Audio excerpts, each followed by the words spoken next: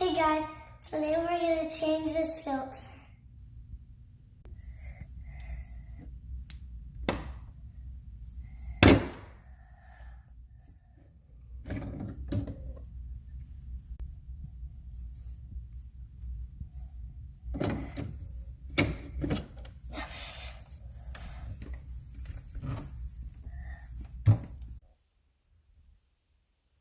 It's so easy, a 6-year-old can do it with your parents' help.